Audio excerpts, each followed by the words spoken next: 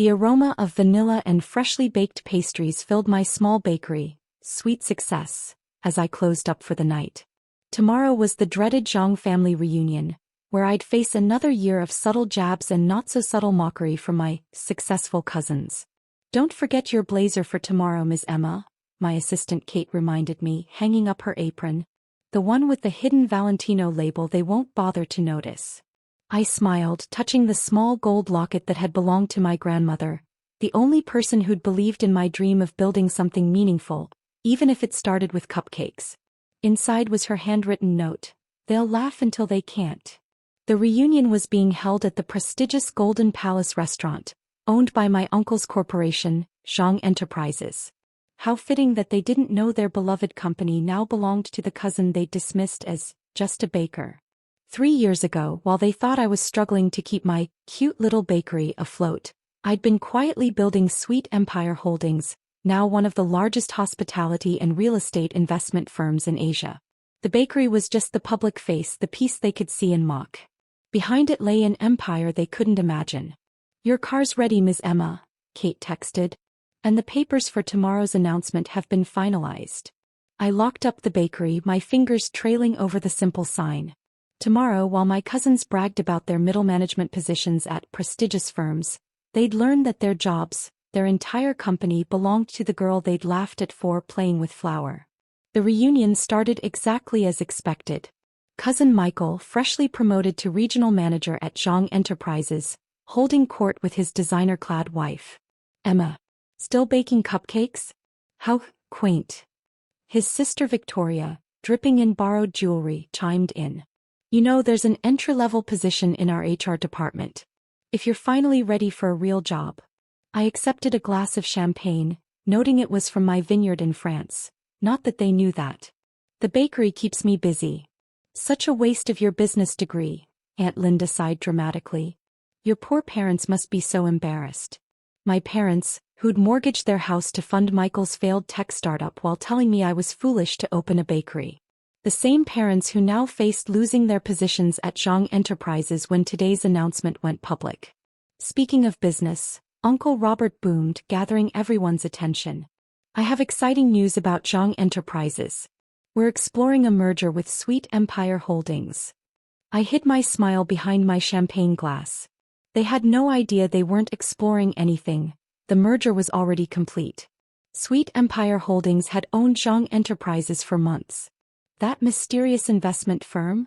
Michael scoffed. "Nobody even knows who runs it." "I heard it's some young hotshot," Victoria added. "Probably another entitled heir-playing businessman." Uncle Robert puffed up importantly. "Well, we're meeting their CEO tomorrow. Some Ms. Zhang, probably no relation, common name. But with our company's reputation." "Actually," I interrupted softly, "the meeting's been moved up." They all turned to stare at me, confusion evident on their faces. "What would you know about it?" Michael laughed. "Stick to your cupcakes, cousin." I placed my champagne glass down carefully, enjoying the moment. "The meeting's been moved up because Ms. Zhang is already here." The silence that followed was delicious, better than any pastry I'd ever baked. "What are you talking about?" Uncle Robert demanded. I reached into my designer blazer, the one they hadn't even noticed, and pulled out a familiar-looking document. "Sweet Empire Holdings. Founded by Emma Zhang. That's me, in case you've forgotten my first name. You all usually just call me the baker." Victoria grabbed the papers, her expensive manicure trembling. "This is impossible. You're lying." "Check your phones," I suggested mildly. "The press release should be going out right about now." As if on cue, their phones began buzzing. Headlines flashed. "Sweet Empire Holdings acquires Zhang Enterprises in surprise takeover." My smile widened as their faces went from confused to shocked to pale with realization. "But the bakery," Michael stammered. "Was just the beginning," I finished for him. "Rather like your career at my company." The room erupted in chaos. Aunt Linda nearly fainted. Victoria's borrowed necklace suddenly looked like it was choking her. And my parents, their faces showed the dawning horror of understanding exactly what they'd dismissed. I picked up my champagne glass again, raising it in a mock toast. "Now about those cupcakes." The Golden Palace's private room crackled with tension as my family struggled to process what they'd just learned. The same people who'd dismissed my little bakery were now realizing they worked for me. The irony was sweeter than any dessert I'd ever created. "This has to be some kind of joke," Michael finally sputtered, his perfectly tailored suit suddenly seeming to suffocate him. "You can't possibly." I nodded to Kate, who'd been quietly recording everything from the corner. She pressed a button on her tablet and the room's massive screens came to life. There I was on CNBC Asia, Bloomberg, and every major financial network. Emma Zhang, CEO of Sweet Empire Holdings, acquires family business in strategic takeover. "But where did you get the money?" Victoria demanded, her voice cracking. "The bakery barely breaks even." I pulled up another set of documents on the screens. "Actually, Sweet Success Bakery has been profitable since day one. Unlike your husband's hedge fund, which lost half its clients' money last quarter." I paused, enjoying her flinch. "Oh wait, those clients are investing with me now." Uncle Robert finally found his voice. "The board would never approve this without my knowledge." "I'm the CEO. Former CEO, I corrected gently. "And the board approved it 3 months ago.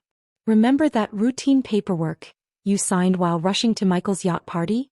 Maybe you should have read it more carefully." The color drained from his face as recognition dawned. I'd learned from watching him that powerful people often don't read what they sign, especially when their egos are being stroked. "As for the money," I continued, clicking through more slides, "that's an interesting story. Remember when grandmother left me her worthless old building in the financial district? The one you all laughed about because it needed renovation?" My parents shifted uncomfortably. They tried to contest the will, arguing I wasn't business-minded enough to manage property. "That worthless building?" I smiled. "It's now the headquarters of 3 major tech companies. The rental income funded my first acquisitions. While you were all bragging about corner offices, I was buying the buildings those offices were in."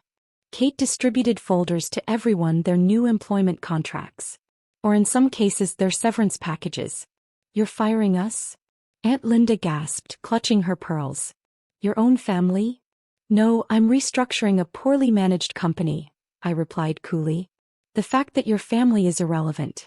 Just like my bakery was irrelevant when you excluded me from family investments." Victoria threw her folder across the table. "This is revenge.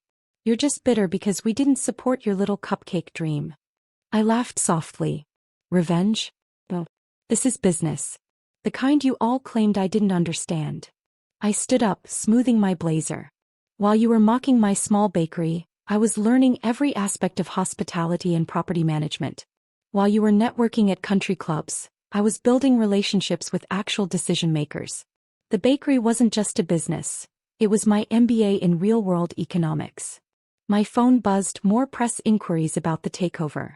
The business world was fascinated by the 28-year-old baker, who'd orchestrated one of the year's biggest acquisitions. "Your performance reviews are in those folders," I continued. "Michael, your department has the highest turnover rate in the company. Victoria, your marketing strategies have cost us millions in failed campaigns. And Uncle Robert," I turned to him, "the SEC is very interested in some of your creative accounting."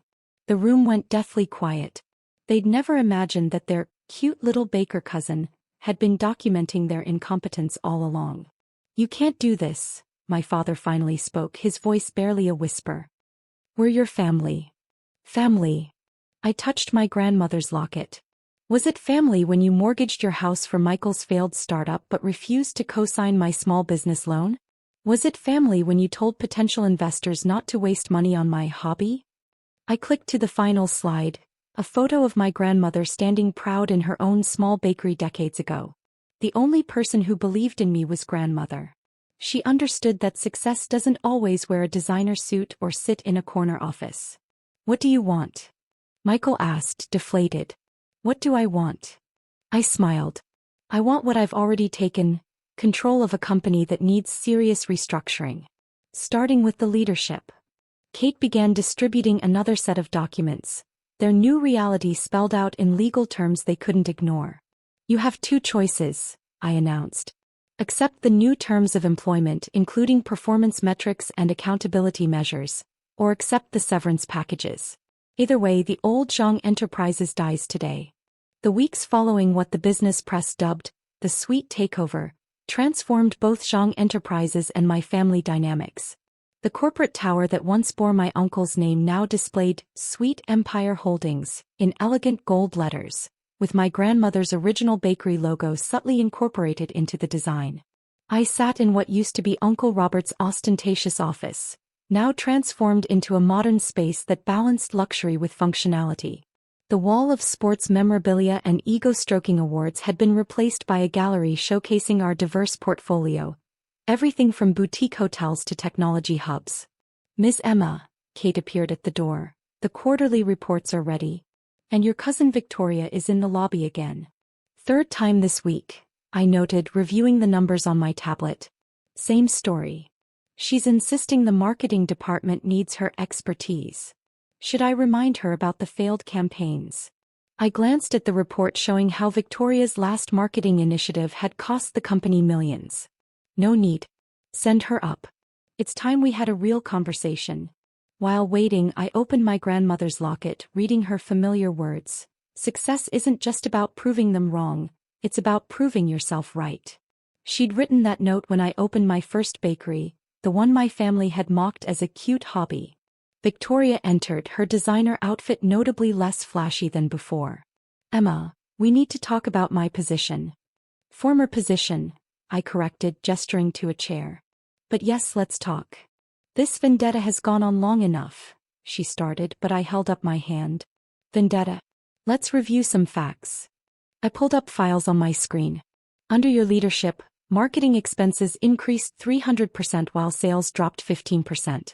Your luxury lifestyle campaign alienated our core customers, and your social media strategy was basically paying for followers. She shifted uncomfortably. Those numbers don't tell the whole story. You're right, I agreed, surprising her. They don't. They don't show how you undermined every innovative idea from your team. How you took credit for your assistant's work while blaming others for your failures. The numbers don't show character, Victoria. And your character is so perfect, she snapped. Looking down on us from your corporate throne, built on family betrayal? I stood up, walking to the window that overlooked the city. See that small storefront down there? My first bakery. The one you all laughed at. Want to know its profit margin? 40%. Higher than any department you ever managed. Because while you were building an image, I was building a business. It was just a bakery, she muttered. No, I turned back to her. It was a lesson in every aspect of business management. Supply chains, customer service, quality control, staff management, marketing that actually works. Everything you claimed to know but never really learned. My phone buzzed, the latest stock prices showing Sweet Empire Holdings up another 3%. The market appreciated competence over family connections. The board loves what we've done, I continued. Streamlining operations, cutting wasteful spending, investing in actual innovation instead of vanity projects. Our market value has doubled since the takeover. And what about family values? Victoria demanded. What would grandmother say about how you've treated us? I opened my desk drawer, pulling out a worn journal. Funny you should ask. This was grandmother's business diary. Want to know what she wrote about family values? Victoria's face paled. She'd never bothered to visit grandmother in her final years, too busy with her important corporate career. She wrote about Uncle Robert stealing her recipes and opening a competing bakery. About how her own brothers tried to force her to sell when her husband died. About how this family has always confused loyalty with enablement. That was different, Victoria protested weakly. Was it? You all thought I was just playing with cupcakes, but I was following her blueprint. Build something solid. Learn every aspect. And never let anyone's mockery distract you from excellence. I pressed a button on my phone. Kate, please bring in the new marketing presentation. Kate entered with a sleek portfolio. The Sweet Origins campaign is ready for review. I handed it to Victoria. This is what real marketing looks like. A campaign that honors our company's roots while showcasing our future. No fake influencers, no borrowed luxury, just authentic value. Victoria flipped through the pages, her expression shifting from dismissal to reluctant admiration. This is actually good. Of course it is. It was created by people who earned their positions through talent, not family connections. I sat back down. Which brings us to you. I suppose you're enjoying this, she said bitterly. Having us all beg for our jobs. Shli, no. I'm not you, Victoria. I don't enjoy humiliation, I prefer reformation. I slid a document across the desk. This is a new position. Junior marketing analyst starting level. No privileges, no fancy title, just a chance to actually learn the business. She stared at the paper. You want me to start at the bottom? I want you to start where you should have started years ago. Learning instead of pretending. I touched my grandmother's locket. It's what she would have wanted, a chance for real growth. Victoria's hands trembled as she picked up the document.